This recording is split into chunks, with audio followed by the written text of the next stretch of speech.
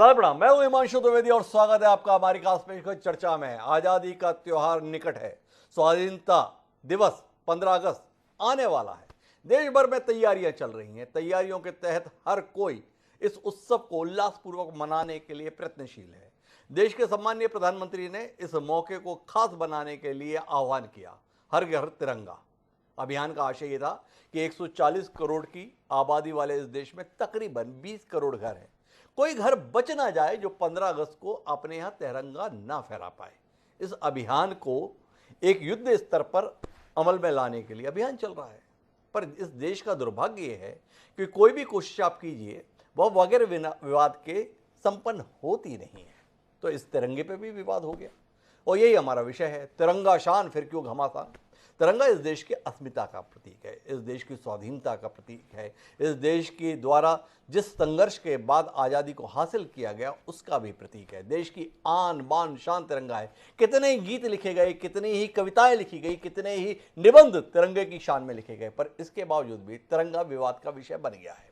एक तरफ भारतीय जनता पार्टी है जो बता रही है कि तिरंगे के संदर्भ में जो कुछ भी हम कर रहे हैं अपने आप में अतुलनीय है, अविस्मरणीय है, और कांग्रेस पार्टी के संदर्भ में आरोप लगाया जा रहा है कि यह तो अब देशद्रोहियों के साथ खड़े होने वाली पार्टी है, इसलिए एक अच्छे खासे अभियान के संदर्भ में भी सवाल उठा रही है।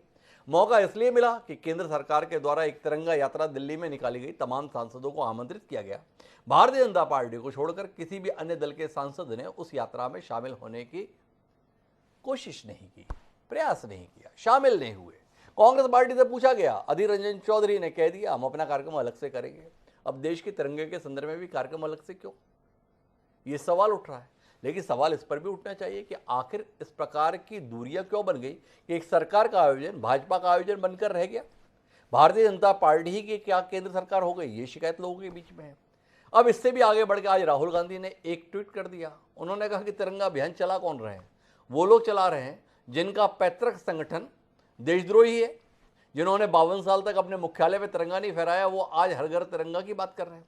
तो कुल मिलाकर लगा कि इस विषय पे बात होनी चाहिए, गंभीरता से विमर्श होना चाहिए और किसी नतीजे पर पहुंचने की कोशिश कम से कम हम लोगों को प्रबुद्ध जनों के साथ बैठकर करनी चाहिए। तिरंगा का एक इतिहास है। इस भारत देश के अंतर्गत जब गुलामी का दौर चल रहा था उस समय कांग्रेस के कलकत्ता अधिवेशन में 1906 में पहली बार राष्ट्रीय ध्वज फहराया गया था तथाकथित तौर पर। विवेकानंद की शिष्या होती थी भगिनी निवेदिता, उन्होंने उस राष्ट्रीय ध्वज को तैयार किया था, लेकिन वो तिरंगा नहीं था। तिरंगा एक लंबी प्रक्रिया के बाद तब अस्तित्व में आया जब 1921 में विजयवाड़ा में अधिवेशन हुआ कांग्रेस का। महात्मा गांधी को उस समय पर तिरंगे का एक स्वरूप पिंगली वेंकैया जी के द्वारा सौंपा गया। पिंगली वेंकैया जी के परिजनों का भी पिछले दिनों अमित शाह जी के द्वारा इस योगदान के संदर्भ में अभिनंदन भी किया गया। तो पिंगली वेंकैया ने पहले जो स्वरूप दिया था वो महात्मा गांधी को पसंद नहीं आया। उसमें 2 ही रंग थे, उन्होंने 3 रंग जोड़े, जिसके अंतर्गत भगवा था, जिसके अंतर्गत केसरिया जिसे बोलते हैं केसरिया रंग था, और साथ में हरा रंग था। केसरिया के विषय में बताया गया कि यह हिंदू धर्म का प्रतिनिधित्व करता है, वहीं दूसरी ओर हरा रंग मुसलमानों के संदर्भ में प्रतिनिधित्व करता था। महात्मा गांधी ने दृष्टि दी कि इस देश में केवल हिंदू मुसलमान नहीं रहते, अन्य धर्मों के लोग भी रहते हैं, इसलिए एक तीसरा रंग बाकी धर्मों का प्रतिनिधित्व करते हुए होना चाहिए और उसके तहत सफ़ेद रंग जोड़ा गया। तो ऐसे तिरंगा अस्तित्व में आया। साथ ही देश के स्वाभिमान को जागृत करने को उद्देश्य से उसमें चरखे को रेखांकित किया गया। चरखा तीनों रंगों पर साया था। इस प्रकार के स्वरूप के साथ विजयवाड़ा अधिवेशन में तिरंगा अस्तित्व में आया, लेकिन वह तिरंगा बाद में बदलता रहा और 1931 में एक नया तिरंगा अस्तित्व में आया जिसमें चरखे का साइज छोटा हो गया और वह केवल सफ़ेद रंग की पट्टी तक रह गया। लेकिन वर्तमान में जो तिरंगा है वह तिरंगा संविधान सभा के गठन के बाद देश के पहले राष्ट्रपति जो बने डॉक्टर राजेंद्र प्रसाद, उनकी अध्यक्षता में एक समिति का गठन किया गया ध्वज संबंधी, और उस समिति के द्वारा जिस तिरंगे को स्वरूप दिया गया उसमें चरखे का स्थान सारनाथ के अशोक स्तंभ में अंकित धर्म चक्र ने ले लिया। वो धर्म चक्र में 24 तीलियां हैं, नीले रंग का है। वो 24 तीलियां 24 घंटे के संदर्भ में और साथ ही सक्रियता के तौर पर है। तो इस तरीके से तिरंगे का स्वरूप आया। लेकिन जो तिरंगा पहले हिंदू, मुसलमान और अन्य धर्मों के तौर पर 3 रंगों को देखा जा रहा था, उसकी अभिव्यक्ति को बदल दिया गया। अब केसरिया रंग जो है वो शौर्य के प्रतीक के तौर पर है, सफ़ेद रंग शांति के प्रतीक के तौर पर है और हरा रंग समृद्धि के प्रतीक के तौर पर है। तो इस देश ने शौर्य का, शांति का और समृद्धि का सम्मान करते हुए सदैव सक्रिय रहने की भावना को तिरंगे के माध्यम से व्यक्त किया। वो तिरंगा हमारी आन बान शान है। वह तिरंगा 1947 में 22 जुलाई को 1947 को अंगीकृत किया गया संविधान सभा के द्वारा। और पहली बार जब देश आज़ाद हुआ 15 अगस्त 1947 को, तो पंडित जवाहरलाल नेहरू के द्वारा वो तिरंगा फहराया गया। तो सोचा नहीं था कि आज़ादी के अमृत काल में उस तिरंगे के फहराने को लेकर भी कोई विवाद पैदा हो जाएगा, पर वो विवाद है और इसीलिए हम बात कर रहे हैं। इस चर्चा का हिस्सा बनने के लिए कई खास मेहमान हमारे साथ जुड़ रहे हैं, उनसे आपका परिचय कराएं और इस संजीदा विषय पर वाकई कुछ गंभीर बातचीत करने की कोशिश करें। उससे पहले समय है आज के विचार सूत्र का। हमारा आज का विचार सूत्र उनका दिया हुआ है जिन्होंने इस आजाद देश में पहली बार तिरंगे को फहराया था, अर्थात देश के प्रथम प्रधानमंत्री पंडित जवाहरलाल नेहरू। उन्होंने तिरंगे के लिए कहा था कि राष्ट्रीय ध्वज सिर्फ हमारी स्वतंत्रता नहीं है, बल्कि ये देश की समस्त जनता की स्वतंत्रता का प्रतीक है। पंडित जवाहरलाल नेहरू ने इतनी महत्वपूर्ण बात आज से 75 साल पहले हम लोगों के बीच में कही थी और आज हम इसी के संदर्भ में सवाल उठा रहे हैं। कोई किसी पार्टी के संदर्भ में उसे देशद्रोही बता दे रहा है, कोई उसके पैतृक संगठन के संदर्भ में देशद्रोही करार दे रहा है। अगर किसी व्यक्ति ने आह्वान कर लिया कि तिरंगे को हर घर में फहराया जाए, तो इस पर सवाल उठने लगा कि ये लोगों ने 52 साल तक इस देश में तिरंगा अपने संगठन के मुख्यालय पर नहीं फहराया। पर सोचने की बात यह कि इस देश में 52 साल तक आम आदमी को अपनी मर्जी से तिरंगा फहराने का अधिकार था भी तो नहीं। जिस प्रकार का नियम कायदा कानून बना हुआ था उसके तहत तिरंगा फहराना अपने आप में किसी संकट को आमंत्रण जैसा कर रखा था और ऐसे संकट का सामना प्रसिद्ध उद्योगपति नवीन जिंदल को करना भी पड़ा था। नवीन जिंदल ने जब अपनी फैक्ट्री में तिरंगे को फहरा दिया तो उनके खिलाफ मुकदमा दर्ज हो गया और एक लंबे केस के बाद आम व्यक्ति को यह अधिकार मिल सका कि वह अपनी मर्जी के अनुरूप सम्मान व्यक्त करते हुए तिरंगे को फहरा सके। तो ये इसकी पृष्ठभूमि है। इस पृष्ठभूमि को ध्यान में रखते हुए हम अपनी चर्चा को आगे बढ़ाते हैं, जिसका हिस्सा बनने के लिए हमारे साथ 4 खास मेहमान हैं। हमारे साथ चिंतामणि मालवीय जी हैं, प्रदेश उपाध्यक्ष हैं, भारतीय जनता पार्टी के पूर्व सांसद हैं, मुखर रहते हैं ऐसे मसलों के लिए, हमारे बड़े पसंदीदा पैनलिस्ट हैं। हमारे साथ शैलेश नितिन त्रिवेदी हैं, कांग्रेस पार्टी के भी विचारवान चेहरा हैं। जब भी ऐसे नाजुक मसले होते हैं तो हम शैलेश जी को ही याद करते हैं। इन सबके बीच में DK जैन साहब हैं, उस राष्ट्रीय स्वयंसेवक संघ से जुड़े हुए हैं जिस संगठन का मूलभूत ध्येय इस देश को परम वैभव पर पहुंचाना है। पर उस संगठन के संदर्भ में राहुल गांधी, जो भारतीय राष्ट्रीय कांग्रेस के पूर्व राष्ट्रीय अध्यक्ष, उन्होंने कहा है देशद्रोही संगठन है। समझेंगे जैन साहब से क्यों इतने समर्पण के बाद भी उनके संदर्भ में ये शब्दावली समाज में प्रयुक्त होती है। और साथ ही हमारे बीच में निष्पक्ष राय देने के लिए देश के वरिष्ठ पत्रकारों में शुमार राकेश अचल जी, आप सभी का स्वागत है। चर्चा की शुरुआत चिंतामणि मालवीय जी से करते हैं और समझना चाहते हैं कि तिरंगा देश के हर नागरिक के लिए, हर नागरिक की आन बान शान के लिए है। ऐसा लग रहा है जैसे भाजपा की बपौती हो गया। तिरंगे के संदर्भ में केंद्र सरकार आयोजन करती है तिरंगा यात्रा का, सारे भाजपा के सांसद मोटरसाइकिल पे दिखाई देते हैं। किस तरीके का देश बन गया चिंतामणि जी, जिसमें दूसरी पार्टी के एक भी सांसद को आप अपने आयोजन में शामिल नहीं कर पा रहे हैं? क्या देश का निर्माण करने जा रहे हैं हम? थोड़ा इसके साथ अपनी बातचीत को शुरू करें कि वाकई आप एक तरफ हर घर तिरंगा अभियान छेड़ रहे हैं, दूसरी तरफ आपकी यात्रा में बागी दल का कोई व्यक्ति शामिल होने के लिए तैयार नहीं हो रहा है। ऐसा विभाजन आजादी के अमृत काल में, अमृत महोत्सव में क्यों?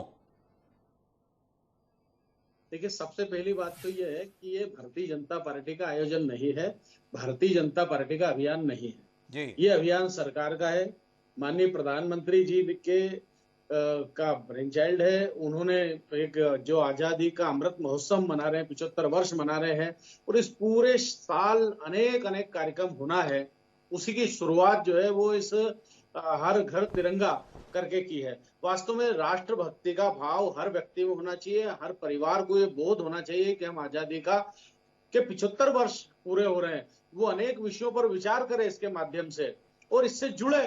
अगर कांग्रेस को लगता है या अन्य विपक्षियों को लगता है तो वो स्वयं भी अपना, क्योंकि मैंने प्रारंभ में कहा कि भारतीय जनता पार्टी का अभियान नहीं है, तो भारतीय जनता पार्टी किसी को कहे कि नहीं आप आइए, तो मुझे तो नहीं लगता कि इसमें कोई भारतीय जनता पार्टी दोषी हो गई। वो अपनी यात्राएं निकाले, वो खुद इसमें अभियान में शामिल हो। लेकिन देखने में यह आता है कि कांग्रेस का बड़ा दोष है कि कोई भी काम, कोई भी कार्यक्रम, अच्छा कार्यक्रम भी यदि सरकार करेगी या भारतीय जनता पार्टी की सरकार करेगी तो वो विरोध में खड़े हो जाते हैं। वो सेना, अगर भारतीय जनता पार्टी ने कोई छोटा मोटा कोई पाकिस्तान पे अभियान चलाया या कुछ किया तो उसका भी विरोध करेंगे, सेना का विरोध करेंगे, कोई सुधार की बात की तो उसका विरोध करेंगे, जीएसटी लाए तो उसका विरोध करेंगे। यानी कि ऐसा मैं पिछले 8 सालों में देख रहा हूं कि ऐसा कोई कार्यक्रम नहीं था जिसका विरोध इन्होंने न किया हो। और अच्छा, एक बार तिरंगा यात्रा निकली थी तो उस तिरंगा यात्रा का भी विरोध कांग्रेस ने किया था। तो इनका विरोध के लिए विरोध ये शक्ल बन गया है। और ये मुझे लगता है कि एक स्वस्थ लोकतंत्र में एक स्वस्थ प्रतिपक्षी पार्टी के लिए बहुत नुकसानदायक है। मुझे अच्छा, लगता है कि उन्हें कांग्रेस का नहीं तो करना। बेड़ा गर्क ही है आपके अनुसार चिंतामणि जी, कोई बात नहीं। बाकी राजनीतिक दलों का क्या हुआ? कोई भी नहीं दिखा। कांग्रेस को तो कोसने के लिए आप भी कभी पीछे नहीं रहते। आपका कहना है कांग्रेस कभी भी विरोध करने से पीछे नहीं रहती, आप कितने अच्छा कर लो। लेकिन आप थोड़ा ये तो रोशनी दीजिए, क्या अन्य दल जो विपक्षी की भूमिका में है उसका एक भी सांसद आपकी यात्रा में नहीं दिखा? क्या इसे आप चिंता का विषय नहीं मानते? क्या इसे आप अपनी विफलता के तौर पर नहीं देखते? क्या इसे आप अपनी नीति और नीयत पर सवाल के तौर पर नहीं देखते? क्या आपने ऐसा तौर तरीका अपनाया है कि देश की सरकार के द्वारा तिरंगे के सम्मान में निकाले जाने वाली यात्रा भी दलगत राजनीति से ऊपर नहीं उठ पाई? क्या इसे आप अपनी विफलता के तौर पर नहीं देखते चिंतामणि जी? क्या इससे आप दुखी नहीं होते? क्या इससे आपका मन क्लांत नहीं होता कि हम किस तरीके का काम कर रहे हैं? कि हम पाकिस्तान से थोड़े आमंत्रण बुलाए थे कि तिरंगा यात्रा में शामिल होइए, इस देश के लोगों के संदर्भ में चाहते थे ना, उनको भी शामिल नहीं करा पाए। क्या कर रहे हैं आप ऐसा?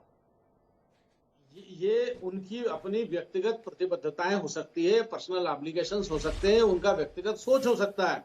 इस अभियान की सफलता और असफलता कोई सांसद तय नहीं करेंगे। इस अभियान की सफलता और असफलता वो 130 करोड़ लोग करेंगे जो अपने घरों पर ध्वज लगाएंगे, अपने घरों पर तिरंगा लगाएंगे और तिरंगा यात्राएं निकालेंगे, तिरंगे के साथ अच्छा, खड़े दो होंगे। विषयों पर आपकी टिप्पणी चाहिए, बाकी जोड़िए। एक विश्वास सारंग है, जैसे मध्य प्रदेश से आप ताल्लुक रखते हो, उसके सम्माननीय भारतीय जनता पार्टी के वरिष्ठ नेता हो गए अब तो, अब भाजयुमो के नेता नहीं है, वरिष्ठ नेता है, कई सालों से मंत्री हैं, वो कांग्रेस को देशद्रोहियों की पार्टी बता दी है। दूसरी तरफ माननीय राहुल गांधी हैं, उन्होंने आप लोगों के संदर्भ में कहा है कि इतिहास गवाह है, हर घर तिरंगा मुहिम चलाने वाले उस देशद्रोही संगठन से निकले हैं जिन्होंने 52 सालों तक तिरंगा नहीं फहराया। तथ्यपूर्ण बात है थोड़ी, 52 साल तक संघ मुख्यालय में तिरंगा नहीं फहराया, ये उल्लेख कई बार आता है। चिंतामणि जी भी संघ दीक्षित व्यक्ति हैं, थोड़ा आज खुलासा हो ही जाए इन आरोप प्रत्यारोप के संदर्भ में चिंतामणि जी। देखिए, आपने प्रारंभ में ही कहा, मुझे लगता है कि राहुल गांधी जी हमेशा अपने इग्नोरेंस का बार बार बयान जनता में उसको फिर से प्रकाशित करते हैं, बार बार कि हाँ मैं अज्ञानी हूं, मैं अज्ञानी हूं। ये बयान भी उनके अज्ञान का प्रकटीकरण है, ये वास्तव में प्रकाशन है उनके अज्ञान का। और जब आपको नहीं पता हो तो चुप रहना चाहिए, क्योंकि चुप जो है वो बुद्धि का ढक्कन है। जैसे ही आप बोलेंगे समझ में आ जाएगा आपके अंदर क्या है। और इसमें उन्होंने अपनी दुर्भावना और अपनी इग्नोरेंस दोनों बता दिए। आप खुद बताइए कि जवाहरलाल नेहरू ने खुद उस समय जो नेशनल फ्लैग कोड लाए और उसमें यह तय किया केवल सरकारी भवनों पर लगाएगा तो संघ के अधिकारियों को अंदर जाना है क्या? वो खुद संघ की लोकप्रियता और संघ के राष्ट्रवादी विचारों से घबराए हुए थे। तो उनको ये कहीं ना कहीं लगता था कि ये राष्ट्रवाद का जो परचम केवल हमारी अपनी छाप लगी है, इस पे संघ न ले ले, और इसलिए उन्होंने इस पे रोक लगाई प्रतिक्रिया में। और वो 2002 में समाप्त हुआ है जब नया कोड आया। तो अब उनको अगर ये नहीं पता है तो मुझे लगता है कांग्रेस पार्टी को विचार करना चाहिए और सबसे पहले राहुल गांधी जी को पार्टी से उपाध्यक्ष पद से हटा देना अच्छा, चाहिए। वो तो महाअज्ञानी है राहुल गांधी तो आपके अनुसार चिंतामणि जी, पर आप थोड़ा ये बता दें कि 15 अगस्त और 26 जनवरी को इस देश में ध्वज फहराने के संदर्भ में वाकई कोई प्रतिबद्ध रहा है निजी जगहों पर भी? वास्तव में सरकारी हमने तो जो देखा है वो केवल सरकारी स्कूलों में देखा है और जो सरकारी संस्थान है उनमें बनाते हुए देखा है। इसके सिवा कोई आपने किसी निजी स्कूल में, निजी भवनों में 15 अगस्त के और 26 जनवरी के दिन राष्ट्रीय ध्वज फहराते हुए 2002 से पहले कभी नहीं देखा चिंतामणि जी? वाकई मैंने तो केवल स्कूलों में देखा। मैं बहुत जिम्मेदारी के साथ कह सकता हूं, मैं सरकारी स्कूल में पढ़ता था और वहां 15 अगस्त और 26 जनवरी को ये सब होता था। इसके सिवा मैंने तो नहीं देखा, या जो प्राइवेट स्कूल थे वो, तो इसके सिवा मैंने नहीं देखा। तो चिंतामणि जी कुल मिलाकर राहुल गांधी के संदर्भ में कह रहे हैं कि उन्हें अपने बुद्धि का ढक्कन खोलना नहीं चाहिए, मौन रहना चाहिए। उन्होंने खोल दिया, दिक्कत हो गई। पर हमने सवाल कर दिया, चिंतामणि जी ने कह दिया कि भाई ये मुझे नहीं पता है। विषय बड़ा गंभीर है। लेकिन मैं जाना चाहता हूं शैलेश नितिन त्रिवेदी के पास। हालांकि मैं डीके जैन साहब के पास भी जाना चाहता था, पर वो अभी तक हमारे साथ में केवल फोन लाइन पे। मैं चाहता हूं कि वो जब सामने दिखें तब उनसे बात करें। तो जैसे ही मैंने कहा कि वो दिखें तो वो हमें दिख भी गए हैं। तो जैन साहब, आपसे जानना चाहता हूँ, जिस राष्ट्रीय स्वयंसेवक संघ के संदर्भ में लाखों स्वयंसेवक गर्वित भाव से अपने आप को महसूस करते हैं कि हम एक ऐसे संगठन से जुड़े हैं जो इस देश के लिए समर्पित है, इस देश की उन्नति के लिए समर्पित है, इस देश को परम वैभव पर ले जाने के लिए समर्पित है। देश का सबसे पुराना राजनीतिक दल भारतीय राष्ट्रीय कांग्रेस और उसके पूर्व राष्ट्रीय अध्यक्ष करार दे रहे हैं देशद्रोही संगठन है। 52 साल तक अपने मुख्यालय पर जिन्होंने तिरंगा फहराने से परहेज किया, वो आज बात कर रहे हैं हर घर तिरंगा। थोड़ा खुलासा करें इस संदर्भ में आप।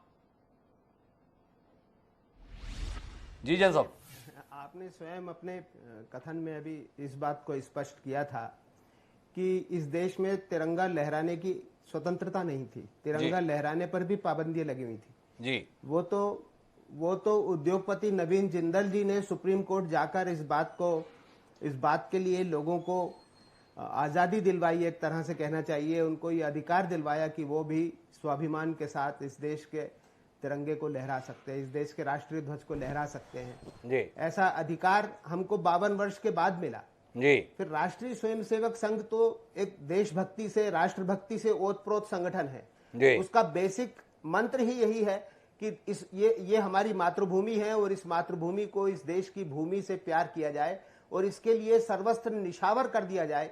सर्वस्त्र न्योछावर करने की भावनाएं ही राष्ट्रीय स्वयंसेवक संघ सिखाता है। लेकिन एक द्वंद है जैन साहब आपके कथन के संदर्भ में। बार बार यह माना जाता है कि आपको भगवा ध्वज तिरंगे से ज्यादा प्यारा है, भगवा ध्वज को ही आप इस देश को ध्वज बनाने के लिए इच्छुक थे और इस कारण से तिरंगे के संदर्भ में परहेज रहा आपको। ऐसे वातावरण में तैरती हैं चीजें, इसके संदर्भ में सत्य क्या है, थोड़ा आपसे ही आए।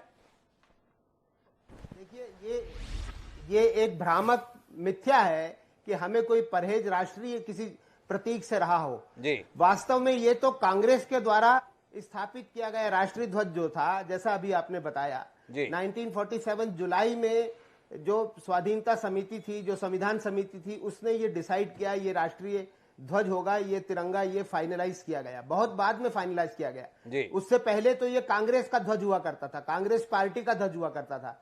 तो कांग्रेस पार्टी के ध्वज को फहराने से कोई राष्ट्रीयता नहीं जागृत होती है। और भगवा फहराने का प्रश्न है तो भगवा हमारी संस्कृति का प्रतीक है। भगवा रंग जो है वो आप अगर देखेंगे तो जितने भी प्राचीन सम्राट हुए हैं, सम्राट अशोक से लेकर विक्रमादित्य रहे हों या जितने भी प्राचीन राजा हुए हैं हमारे देश में, चाहे वो महाराणा प्रताप रहे हो, चाहे वो वीर शिवाजी रहे हो, उन सबका जो ध्वज था वो भगवा ही रहा, केसरी ध्वज ही रहा। सबका जितना हमारे सम्राट रहे, जितने हमारे देश के गौरवशाली परंपरा रही, हमारी संस्कृति रही, उस सबका जो प्रतीक था वो भगवा ध्वज रहा है।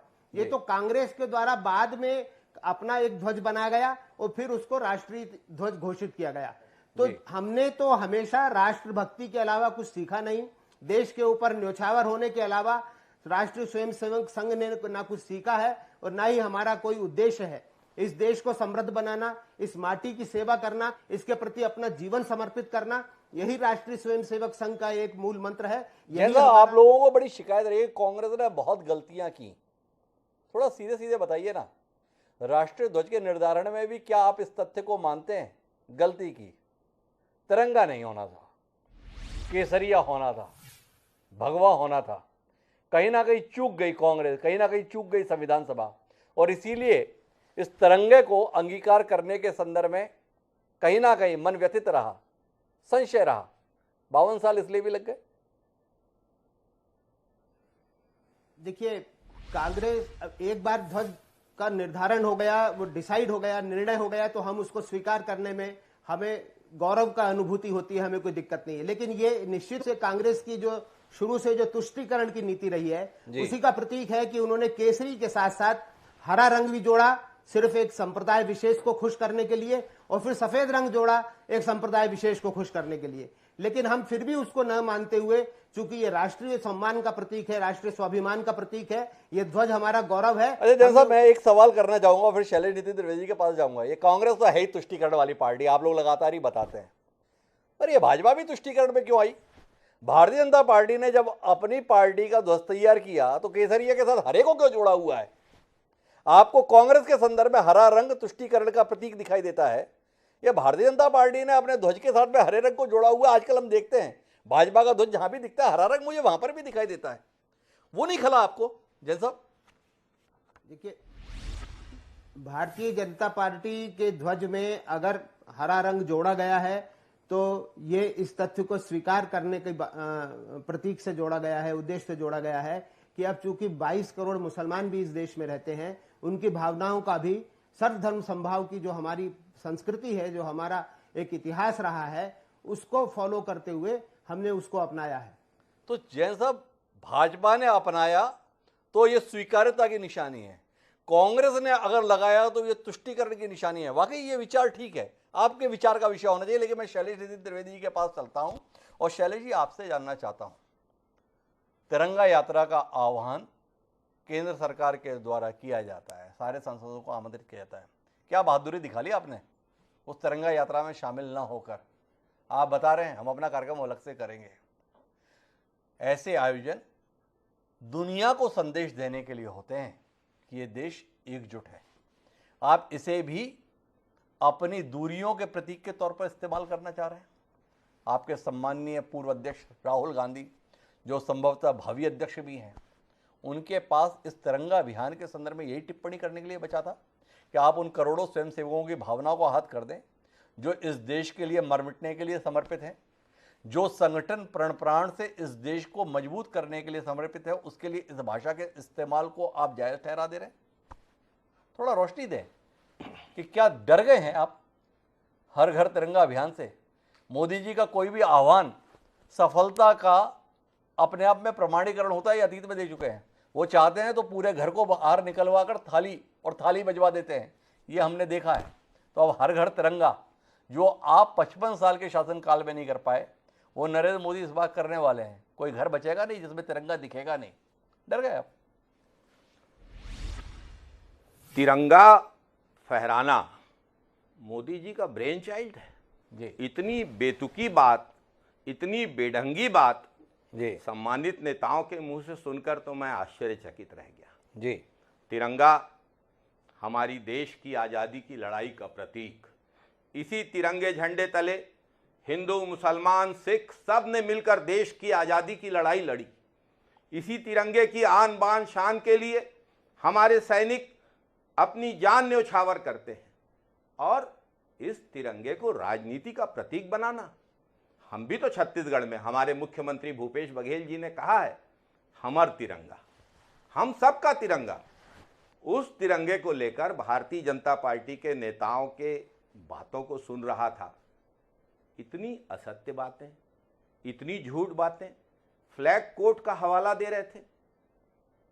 ध्वज संहिता तो सबको छूट देती है कि 15 अगस्त 26 जनवरी को सब अपने घर में तिरंगा राष्ट्रीय ध्वज फहराएं, और ये छूट आज से नहीं, शुरू से प्राप्त है लोगों को। और राहुल गांधी जी को उपाध्यक्ष कहने वाले नेताजी को बता दूं मैं, वे इस पद पर नहीं हैं। और जिन नवीन जिंदल का वे हवाला दे रहे थे, उन्होंने कांग्रेस के सांसद रहते हुए, हरियाणा से लोकसभा सदस्य रहते ही सर्वोच्च न्यायालय से सदा दिन तिरंगा फहराने की अनुमति प्राप्त की थी। और आरएसएस की देशभक्ति के बड़े गुणगान जो हो रहे थे, उनको सुनकर मैं आश्चर्यचकित था। लेकिन उसके पहले मैं बताना चाहूँगा, आज़ादी की लड़ाई के तिरंगे में भी और हमारे राष्ट्र ध्वज में भी ये रंग किसी धर्म के प्रतीक नहीं हैं। उनके लिए होंगे, भाजपा के लिए हिंदू ज़्यादा हैं तो इसलिए केसरिया बड़े, मुसलमान कम हैं तो हरा छोटा। महात्मा गांधी ने 1929 में कहा था कि हमारे लिए केसरिया रंग बलिदान का प्रतीक है, हमारे लिए श्वेत धवल रंग पवित्रता का प्रतीक है, और ये हरा रंग आशा का प्रतीक है, समृद्धि का प्रतीक है। ये बात 1929 में महात्मा गांधी ने कही थी। हमारे राष्ट्रपिता महात्मा गांधी ने कही थी। आजादी की लड़ाई के दौरान ये बातें चलती रही और आज इसे धर्म से जोड़ा जा रहा है। ये धर्मों के प्रतीक ये रंग कदापि नहीं है। और आरएसएस के देश प्रेम पर जो गुणगान हो रहा था, मैं पूछना चाहूंगा, जब अंग्रेजों के खिलाफ हिंदू और मुसलमान मिलकर लड़ रहे थे तब ये देश प्रेम आरएसएस का कहां सोया पड़ा था। गुरु गोलवलकर जब आजादी के बाद तिरंगे को अशुभ बता रहे थे और जब सरदार वल्लभ भाई पटेल ने उनको जवाब दिया था कि हमारे तो 3 नेता ब्रह्मा विष्णु महेश हैं, तिरंगा कैसे अशुभ हो सकता है, तब ये देशभक्ति कहां सोई पड़ी थी। और 26 जनवरी को आरएसएस मुख्यालय पे झंडा फहराने से इनको कोई ध्वज संहिता नहीं रोकती थी, इनका केसरिया के प्रति प्रेम रोकता था। वो तो भला हो नागपुर के उन 2 लोगों का, दिलीप छटवानी का, जो 2001 में 26 जनवरी के दिन तिरंगा लेके चले गए थे रेशम बाग में झंडा फहराने के लिए। और आरएसएस के सुनील काटले प्रभारी कार्यालय ने पहले उनको घुसने से रोका, वो घुस गए तो उनको तिरंगा फहराने से रोका, और जब उन्होंने तिरंगा फहराया तो उनके खिलाफ रिपोर्ट करके उनको जेल भेज दिया। ये आरएसएस की देशभक्ति है। गोलवलकर जी का कथन आरएसएस की देशभक्ति है। आजादी की लड़ाई में भाग न लेना आरएसएस की देशभक्ति है, या हिंदू और मुसलमान को लड़ाकर फूट डालो राज करो की नीति में जिन्ना की ही तरह अंग्रेजों के सहभागी बनने की ये आरएसएस की देशभक्ति है, या 1942 में अंग्रेजी सेना में भर्ती होने का आह्वान करना आरएसएस की देशभक्ति है। मैं पूछना चाहता हूं, मैं जानना चाहता हूं, आरएसएस अब देशभक्ति का सर्टिफिकेट बांटने वाला बन गया है, लेकिन हकीकत यह है कि आरएसएस को देश की आजादी की लड़ाई से कभी कोई सरोकार नहीं रहा। गोलवलकर जी के वांग्मय को मैंने बहुत पढ़ा है, बार बार पढ़ा है। उन्होंने स्पष्ट रूप से कहा है कि हमें सामाजिक संगठन बनाने में रुचि है। तो आज आप तिरंगा लेके कैसे निकल पड़े? आपकी ये तिरंगा के प्रति भक्ति कैसे जाग गई? सबसे पहले देश से माफी मांगना चाहिए आरएसएस को और भाजपा को, तब आप तिरंगे के ध्वजवाहक बनने का हकदार बन सकते हैं। अभी आपको यह अधिकार है ही नहीं। एक बात बताइए शैलेंद्र जी, आपको और भारतीय जनता पार्टी को तथ्यों से खिलवाड़ करने में इतनी रुचि क्यों है? आप देश के सम्मुख सत्य आने क्यों नहीं देना चाहते हैं?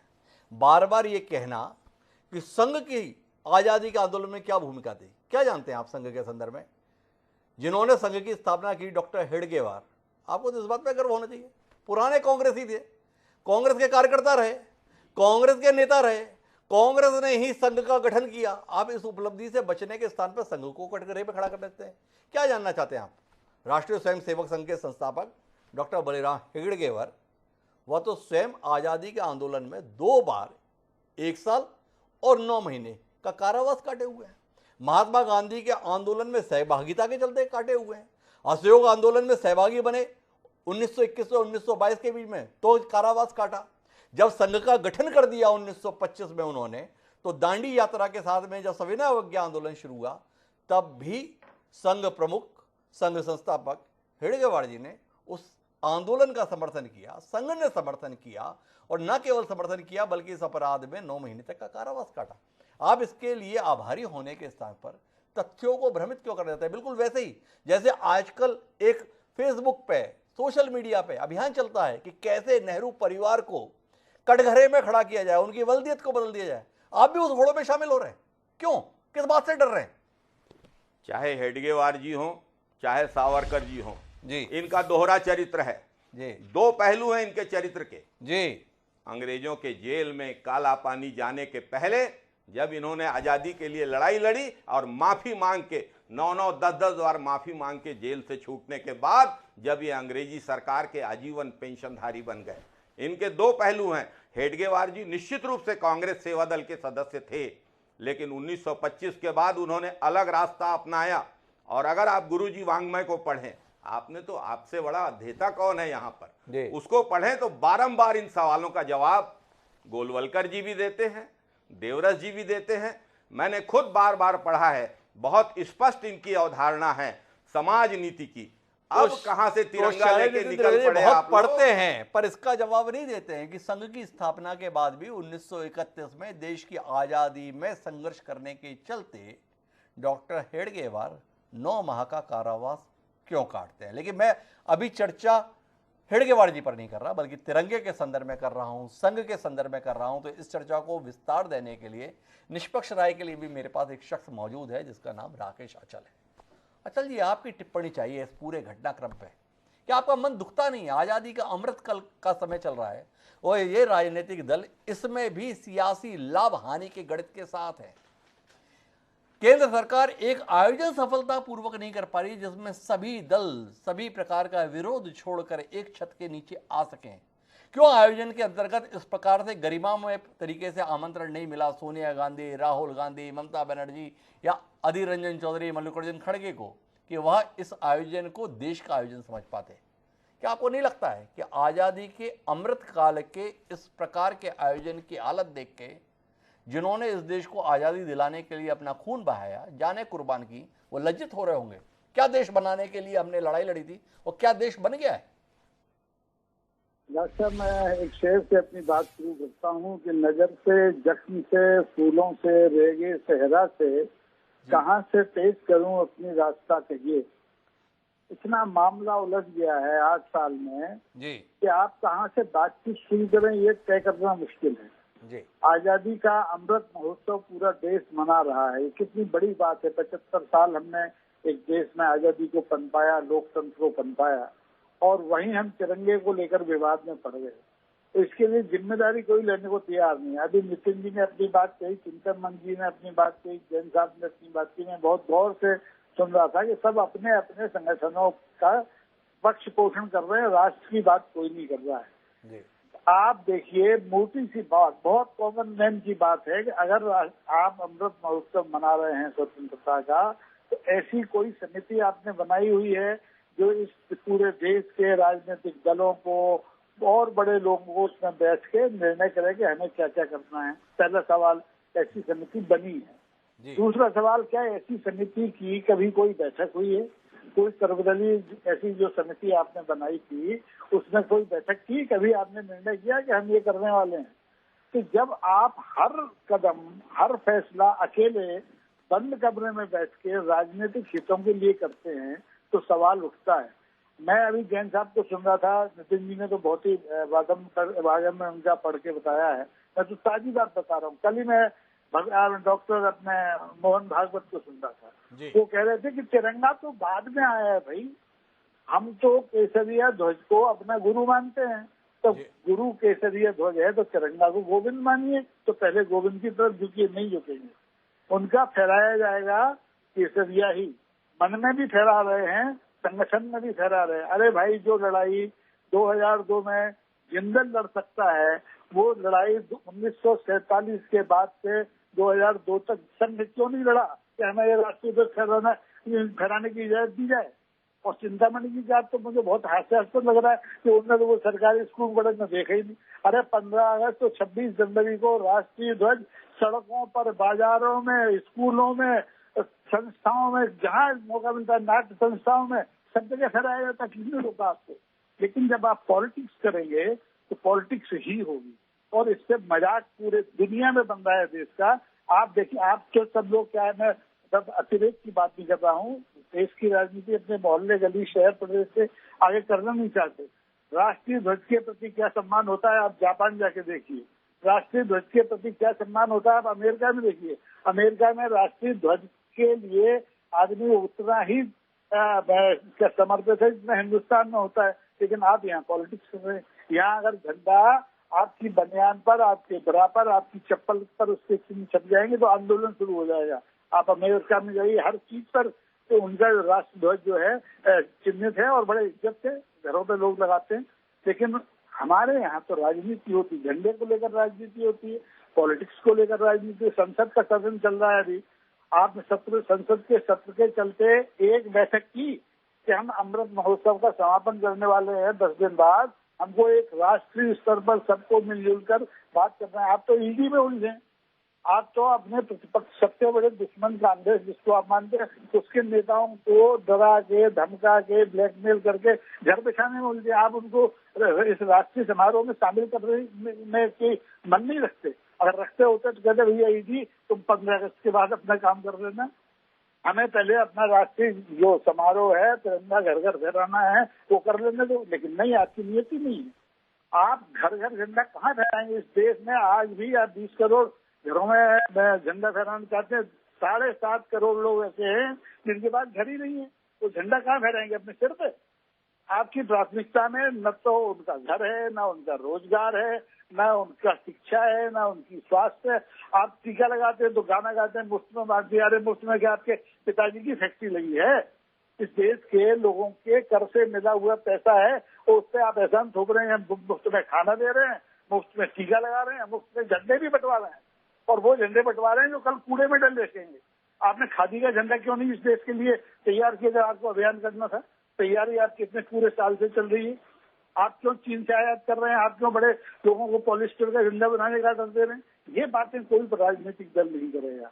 ये बात करेंगे तो शर्म आ जाएगी, पोल खुल जाएगी राष्ट्रीयता की। इसलिए कृपा करके इसको राष्ट्रीय जो हमारा अमृत महोत्सव है, इसको विवादों से बचाइए। अभी भी समय है, संसद में सब लोग बैठे हैं, सबसे बैठ के अपने ऑफिस में सबको बुला लो, बात करो कि भैया हम अपना गरिमा से समारोह का समापन करेंगे। आप सब झंडा लेके चलो, मैं भी चलूंगा, तुम भी चलो, तुम भी चलो, लेकिन बात ही नहीं करना। संवाद शून्यता है। हम तो ईडी को पहुंचाएंगे बात करने के लिए, ईडी ये सवाल जवाब ईडी को भेजेंगे बात करने के लिए। राघव जी बहुत नाराज है तौर तरीकों को लेकर। चिंतामणि जी, अचल जी की बात सुनकर कुछ मन पुनर्विचार के लिए बाध्य हो रहा है कि वाकई हम आज़ादी के अमृत काल में क्या करने जा रहे हैं। एक दौर था जब संविधान सभा के अंतर्गत तमाम विपरीत मत के लोग भी एक साथ बैठकर इतना बड़ा संविधान तैयार कर लिए, और आपसे उस आज़ादी के संदर्भ में एक आयोजन जो है विवाद रहित तरीके से नहीं हो पा रहा। इसको लेकर कोई मलाल है? संसदीय कार्य मंत्री हैं प्रहलाद जोशी, जिम्मेदारी उनकी विपक्ष का सहयोग हासिल करना, पर वो तो बयान ऐसे देते हैं कि कोई सहयोग भी करना चाहे तो असहयोग करने पर उतर आए। क्या आपको नहीं लगता है चिंतामणि जी, वाकई नए सिरे से आपको विचार करने की जरूरत है? देश के सबसे बड़े राजनीतिक दल आप हैं, देश का सबसे बड़ा समर्थन आपके पास है। आप देश के सबसे बड़े राजनीतिक दल होने से ही प्रसन्न हैं, या सबका साथ आपको मिला हुआ है इस बात से प्रसन्न होंगे? जानने में दिलचस्पी है। बहुत धन्यवाद हिमांशु जी, आपने बड़ा अच्छा विषय उठाया। लेकिन मैं आप उस विपक्ष से अपेक्षा कर रहे हैं और उस महा आदर्श की बात कर रहे हैं जिन्होंने सर्जिकल स्ट्राइक को गलत ठहराया, जिन्होंने एयर स्ट्राइक को गलत ठहराया, जिन्होंने टीके तक का विरोध किया। इस देश ने पहली बार इंडिजीनियस टीका बनाया, उसका भी इन्होंने विरोध किया और कहा कि मैं ये मोदी टीका, ये बीजेपी का टीका नहीं लगाऊंगा। अब उनसे अपेक्षा कर रहे हैं कि वो साथ आएंगे। इतने पवित्र कार्यों में जो साथ नहीं आए, और कांग्रेस को तो हक ही नहीं है ये संघ पर प्रश्न उठा रहे हैं। मैं ये कहना चाहूंगा चमन जी से भी और आदरणीय शैलेश जी से भी। और एक शेर बड़ा अच्छा सुना है इन्होंने, मैं भी एक शेर में बात कह दूं कि तर दामनी पे शेख हमारी न जाइयो, दामन निचोड़ दें तो फरिश्ते वजू करे। अब हमारी देशभक्ति पर, संघ की देशभक्ति पर अविश्वास कर रहे हैं। मुझे लगता है कि आप सूर्य के प्रकाश से इनकार कर रहे हैं। आप आंखों पर हाथ रख लिए और अंधकार अंधकार चिल्ला रहे हैं। अब संघ पर ऐसी बात करते हुए आपको 50 बार सोचना चाहिए था। लेकिन जहां तक मैं कांग्रेस की शैलेश जी की बात करूं, उन्होंने बड़ी उससे कहा कि नहीं, सबसे ज्यादा अवमूल्यन अगर राष्ट्रीय ध्वज का किसी ने किया है तो वो कांग्रेस ने किया है। सबसे पहले कांग्रेस के झंडे को तिरंगा हटाइए और कोई दूसरा झंडा लाइए। आप देश को भ्रमित कर रहे हैं कि कांग्रेस के झंडे और तिरंगे में मिला करके और बीच का निशान आप इधर उधर करके देश को भ्रमित करने का काम कर रहे हैं। और ये भ्रम कांग्रेस हर उस विषय पर करती रही है, और इसी भ्रम को पोषित करने के लिए, इसी भ्रम को और ज्यादा बढ़ाने के लिए ये नहीं चाहते कि स्वतंत्रता में के आंदोलन में जिन जिन लोगों ने हिस्सा लिया है उनका इतिहास सामने आए। ये जो स्वतंत्रता का अमृत महोत्सव है, इनमें उन लोगों का इतिहास भी सामने आ रहा है जिन्होंने स्वतंत्रता के लिए अपनी जानें दी है। इन्होंने अपहरण कर लिया स्वतंत्रता के आंदोलन का, इन्होंने चुरा लिया उसे, और बाकी जो लाखों लोग गए हैं उन पर आवरित कर दिया, उनको आवरण डाल दिया। तो ये अपराध कांग्रेस ने किया है। ये झंडे पर भ्रम फैला रहे हैं। माफी चिंतामणि, थोड़ा मैं भ्रमित हो गया आपकी दलीलों से। आपने कहा कांग्रेस के झंडे को देश का झंडा बना दिए, बदलना चाहिए इसे। तो तिरंगे के विरोध में कौन है? चिंतामणि मालवीय जी हैं या शैलेश नितिन त्रिवेदी है? थोड़ा रोशनी मिले। झंडा बदले। आप हिमांशु जी है ना, इसको भटकाइए मत। कांग्रेस अपना झंडा बदले, और तिरंगा वैसा ही बना रहे। कांग्रेस बदले, देश को भ्रमित करना बंद करे। अच्छा, कांग्रेस को अपना झंडा बदलना चाहिए, क्यों बदलना चाहिए? थोड़ा इस पे भी दृष्टि दीजिए। कांग्रेस ने अगर ये चाहा कि देश के संदर्भ में आजादी की लड़ाई में जो उसका चिन्ह रहा वो आजादी की लड़ाई के बाद भी बना हुआ है, तो आपको इस पे भी ऐतराज हो गया और आपको ये अपहरण दिखाई दे रहा है। कहाँ है इसमें कोई सवाल ही नहीं भाई। झंडा तो बाद में आया, तिरंगा तो आजादी की लड़ाई पहले से चल रही थी। और दूसरा ये कि ये आजादी की लड़ाई के अकेले ठेकेदार हैं। जो लाखों लोग मारे गए उनका क्या? उनके योगदान को आप भुला दोगे? आपने जो भी आंदोलन किया, आपके जवाहरलाल नेहरू जी जिस जेलों में जाते थे, आप वीर सावरकर की बात कर रहे हैं। अरे आप और उनकी माफी की बात कर रहे हैं। उन्होंने माफी इसलिए लिखी है कि वो इस देश की सेवा कर सके। और आप चले जाना वहां से उसमें अंडमान निकोबार और जाकर के देखना, दीवारों पर लिखा है उन्होंने। मैं खुद उस कोठरी में गया हूं और उन्होंने माफी इसलिए मांगी क्योंकि देश की सेवा करना थी। और ऐसे समय में जब इतिहास लिखा जाना हो, वो काल कोठरी में पड़े रहे। इतने विद्वान व्यक्ति और इतने अच्छे नेता, और आपके जो नेता थे जवाहरलाल नेहरू, वो बड़े बड़े जो रेस्ट हाउस थे, गेस्ट हाउस थे, सर्किट हाउस थे, उसमें अपना जेल काट रहे थे। आप उसको जेल बता रहे हैं, उसको स्वतंत्रता की लड़ाई बता रहे हैं। आपने केवल स्वतंत्रता के उस पूरे अभियान को अपने लाभ के लिए इस्तेमाल किया और कुछ नहीं। और आज भी यही कर रहे हैं। और ये जो कष्ट है आपका, तिरंगा झंडा भारतीय जनता पार्टी कर रही है, सरकार कर रही है। कष्ट इसलिए कि आपका वो जो पेटेंट है वो छिनने जा रहा है और जनता उसको समझ रही है। जनता इसके साथ खड़ी होगी। जनता इसके साथ खड़ी होगी। कितनी दलीलें दे हमारी चिंतामणि जी ने, साथ में बता दिया। पंडित जवाहरलाल नेहरू ने तो ऐश किए थे भाई। आज़ादी के संदर्भ में 10 साल उन्होंने कारावास काटा, रेस्ट हाउस में काटा। हम खामखा में वो जेलों को देख के आते हैं जहाँ पे पंडित जवाहरलाल नेहरू ने वाकई जेल काटी थी। लेकिन चिंतामणि जी का अपना आकलन है, क्या कर सकते हैं। लेकिन मैं फिर उस सवाल को वापस आपसे दोहराता हूँ। आप इस देश में प्रचंड बहुमत के साथ सरकार चला रहे हैं, ऐसे राष्ट्रीय आयोजन में भी सबको साथ खड़े नहीं कर पा रहे हैं।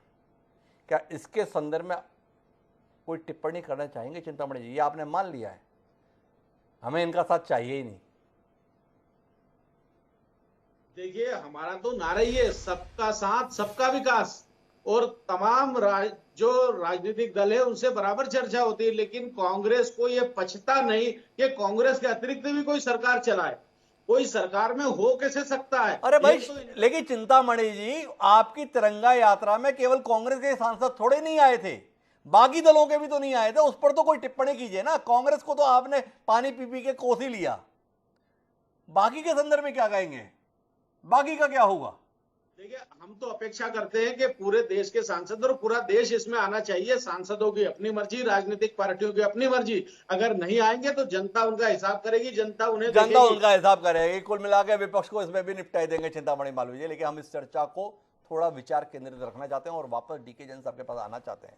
और जैसा आपसे समझना चाहते हैं, इस बात को लेकर कितना मन आपका आहत रहता है, दुखी रहता है, पीड़ित रहता है कि राष्ट्र के संदर्भ में इतना समर्पित संगठन होने के बावजूद भी आपकी निष्ठा को संदेह के दायरे में कुछ वर्गों के द्वारा देखा जाता है।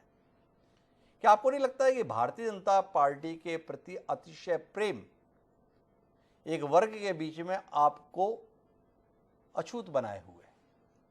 आप एक गैर राजनीतिक संगठन होने का दावा करते हैं, पर एक दल विशेष के प्रति अतिरिक्त अनुराग के चलते अपने गैर राजनीतिक स्वरूप को निशाने पर रखते हैं। क्या कहते हैं आप? देखिए, हमारा चिंतन स्पष्ट है, हमारा कार्य प्रणाली स्पष्ट है। जो भी व्यक्ति देशभक्ति से ओतप्रोत होगा, जो राष्ट्र की सेवा करेगा, वो हमारे लिए आदरणीय है, स्वागत योग्य है और हम उसका स्वागत करते हैं। संघ ने हमेशा ये कहा है कि जो भी व्यक्ति राष्ट्र के प्रति, देश के प्रति समर्पित भाव से काम करेगा, संघ उसको अंगीकृत करने के लिए तैयार है। हमने अपने कार्यक्रमों में, आप देखेंगे, प्रणब मुखर्जी जी को भी बुलाया। संघ के कार्यक्रमों में हमने महात्मा गांधी को भी बुलाया। संघ के कार्यक्रमों में हमने विभिन्न विचारधारा के लोगों को आमंत्रित किया और उनका संघ से भली भांति परिचय करवाया। संघ की कार्यप्रणाली से, संघ के विचारों से, संघ की गतिविधियों से हमने परिचय करवाया। हमारे लिए हर वो व्यक्ति प्रिय है, हर वो व्यक्ति आदरणीय है जो इस देश से, इस माटी से प्रेम करता है, जो अपने राष्ट्र के प्रति समर्पित और न्यौछावर होना चाहता है। हमें किसी प्रतीक विशेष से या किसी धर्म विशेष से कभी कोई दुराग्रह नहीं रहा। लेकिन इसके बावजूद भी कुछ लोग अपनी स्वार्थ प्रेरित राजनीति के कारण, महज सत्ता पर स्थापित होने के कारण, अगर हमारे देश की संस्कृति को भुला देना चाहते हैं, हमारे देश के मूल चरित्र को भुला देना चाहते हैं, हमारे देश पर विदेशी संस्कृति को और विदेशी विचारों को लादना चाहते हैं, तो संघ उसको स्वीकार नहीं करेगा, कभी भी नहीं करेगा। हम अपनी संस्कृति के प्रति समर्पित हैं और उसके प्रति हमारा आग्रह मरने तक रहेगा। हम उसके लिए अपना जान, अपने प्राण भी न्यौछावर कर सकते हैं। इतनी ईमानदार बात आप कर रहे हैं जैन साहब, थोड़ा ईमानदारी से बताइए। जिस कांग्रेस पार्टी ने देश की आज़ादी में अतुलनीय योगदान दिया, जिस कांग्रेस पार्टी ने देश की आज़ादी की लड़ाई का नेतृत्व किया, संघ के संस्थापक जो स्वयं इस कांग्रेस पार्टी का हिस्सा रहे, आज उस कांग्रेस पार्टी को देशद्रोहियों की पार्टी करार देने की कोशिश आपके यहाँ से दीक्षित लोगों के द्वारा की जाती है। चिंतामणि मालवीय जी भी आपके यहाँ से ही दीक्षित हैं। उनके मनोभाव, उनकी आक्रामकता, उनकी उग्रता, कांग्रेस के प्रति उनकी नफरत, सब आप देख रहे हैं, सुन रहे हैं। इसको कितना जायज़ मानते हैं? क्या वाकई आप मानते हैं कि कांग्रेस इस देश से प्यार नहीं करती? क्या वाकई आप मानते हैं कि कांग्रेसियों का इस देश के प्रति लगाव नहीं है? क्या आप मानते हैं कि भारतीय जनता पार्टी का सदस्य होना ही देश प्रेम की आधारभूत शर्त है?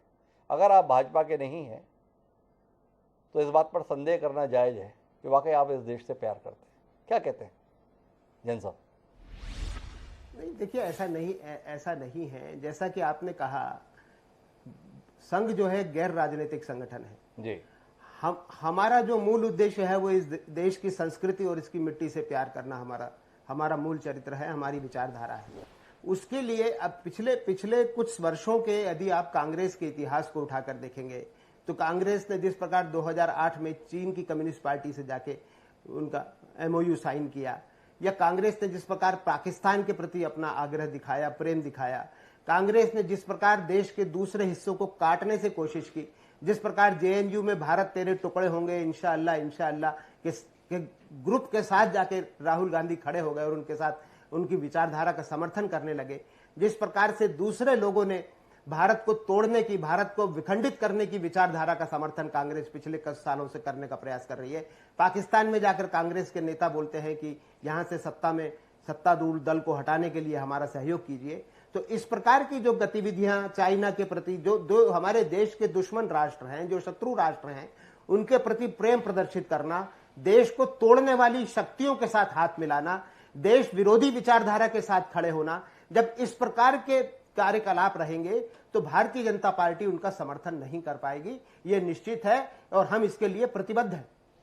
तो कुल मिला के जैन साहब ने संघ से बात करते करते भारतीय जनता पार्टी की तरफ से भी स्टैंड क्लियर कर दिया। लेकिन महत्वपूर्ण बात है वो ये है कि जैन साहब का कहना है कि पहले कांग्रेस ने जो भी देश के संदर्भ में योगदान दिया वो अपनी जगह, पर पिछले कुछ सालों से कांग्रेस का जो तौर तरीका है वो देश हित का नहीं है। देश विरोधी गतिविधियों के संदर्भ में जो लोग संलग्न हैं उनके साथ खड़ी हुई कांग्रेस दिखाई देती है। तो ऐसे में कांग्रेस का समर्थन कैसे किया जा सकता है, ये सवाल उठा रहे जैन साहब। इसका उत्तर लेने के लिए तो मैं शैलेश नितिन त्रिवेदी जी के पास ही आऊँगा, पर साथ ही उनसे समझना चाहूँगा कि त्रिवेदी जी, आप लोगों के निशाने पर संघ इसलिए तो नहीं है कि भाजपा का तो आप कुछ बिगाड़ नहीं पा रहे हैं, बल्कि आपके न चाहने के बावजूद भी भाजपा लगातार मजबूत हो रही है, तो ये खिसियाहट आपको संघ पर आक्रमण करने के लिए बाध्य कर रही है। आपको लगता है कि संघ के अंदर दीक्षित होकर ही भाजपा इतनी मजबूत हो गई। ये चिढ़, ये जलन, ये ईर्ष्या आपको संघ के खिलाफ बयान देने के लिए बाध्य कर रही है। एक संगठन जिसने इस देश के संदर्भ में सामाजिक रूप से काम करने में अतुलनीय योगदान दिया है। कितने प्रकार के प्रकल्प इस देश में संघ के द्वारा चलाए जा रहे हैं, चाहे वो सरस्वती शिशु मंदिर के रूप में हो, चाहे वनवासी कल्याण आश्रम के रूप में हो, चाहे सेवा भारती के रूप में हो, चाहे संस्कार भारती के रूप में हो। जीवन का कोई क्षेत्र नहीं है जहाँ पर इस देश की संस्कृति को पोषित करने में संघ का योगदान नहीं है।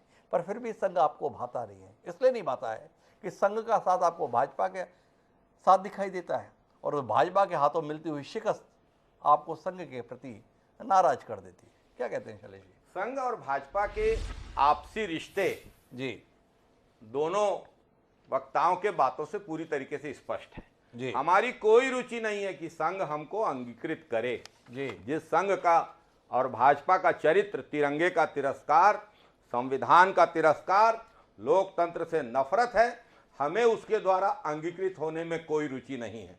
और सावरकर की देशभक्ति के बारे में कह रहे थे कि वे माफी मांग के इसलिए छूटे ताकि अंग्रेजों से पेंशन प्राप्त कर सके।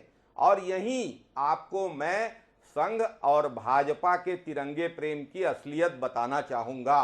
कर्नाटक के मंत्री के एस ईश्वरप्पा ने 30 मई 2022 को कहा, भाजपा के वरिष्ठ नेता हैं, कहा कि हमें तो अंततः भगवा ध्वज को ही राष्ट्रध्वज बनाना है और राष्ट्रध्वज का जो अपमान भाजपा और संघ मिलकर कर रहे हैं, इसका सबूत मैं यही देना चाहूंगा। चले जाइए अमेजन की वेबसाइट में, चले जाइए फ्लिपकार्ट की वेबसाइट में, चले जाइए इंडिया मार्ट की वेबसाइट में, flag source India and Bharatiya Janata party. हमारी ध्वज संहिता कहती है राष्ट्रध्वज के बराबर कोई दूसरा झंडा नहीं फहराया जा सकता। और खुलेआम देश में ये कंपनियां भाजपा के झंडे और देश के तिरंगे झंडे को अगल बगल करके बेच रही हैं।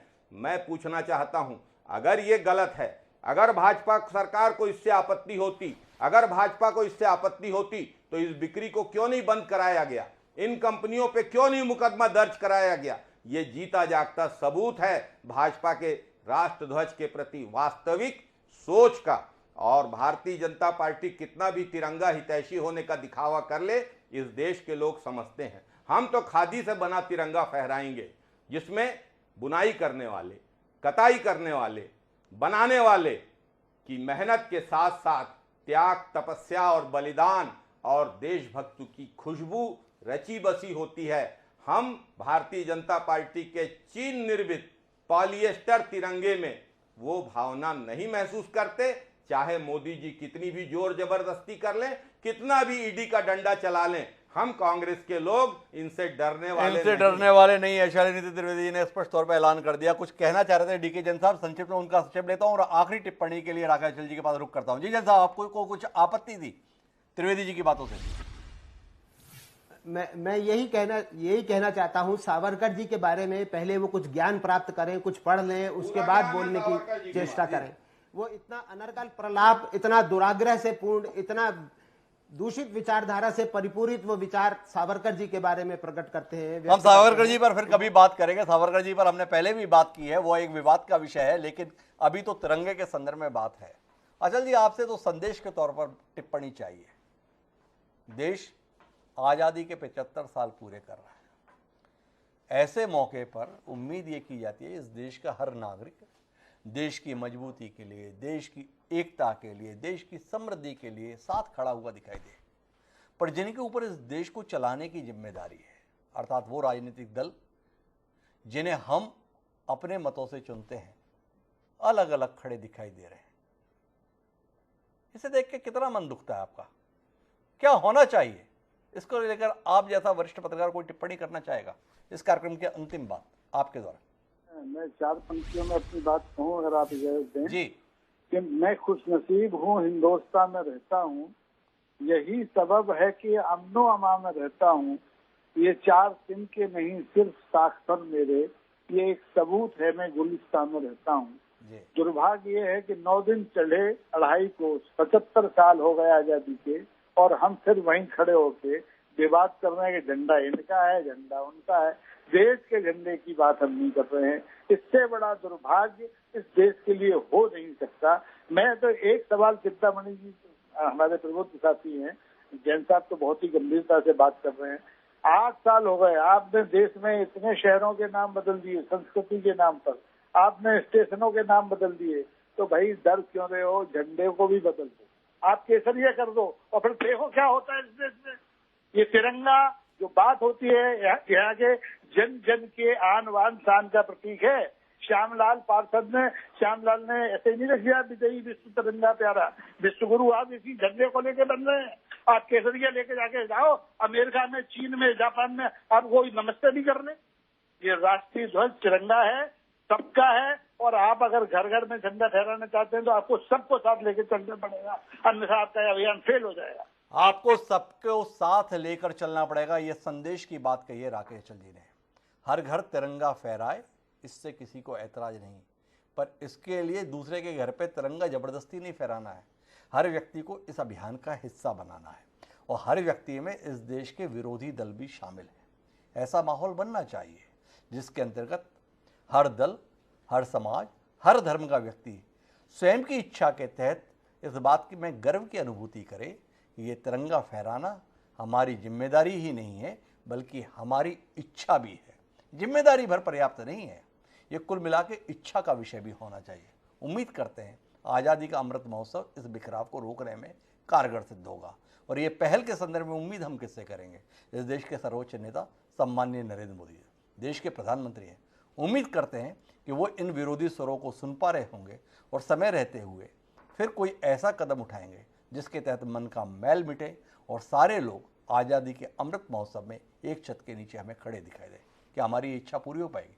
देखते हैं। बहरहाल आप सभी मेहमानों का बहुत बहुत धन्यवाद इस चर्चा का हिस्सा बनने के लिए। समय है अब आज के शेर का। इस विसंगति को लेकर शायर ने कमाल का कहा। उन्होंने लिखा कि सभी थे एकता के हक में लेकिन सभी ने अपनी अपनी शर्त रख दी। दीपक जयदीप ने क्या कमाल की बात कही थी। ये जो अहंकार है ये अहंकार खत्म होना चाहिए, ये शर्तों का सिलसिला खत्म होना चाहिए। कुल मिला के एक ही इच्छा मन में होनी चाहिए, जो भी हो इस देश का मस्तक ऊंचा रहना चाहिए। इस कामना के साथ अब मुझे दी इजाजत। कल फिर मिलेंगे नए विषय के साथ, तब तक के लिए सदा प्रणाम।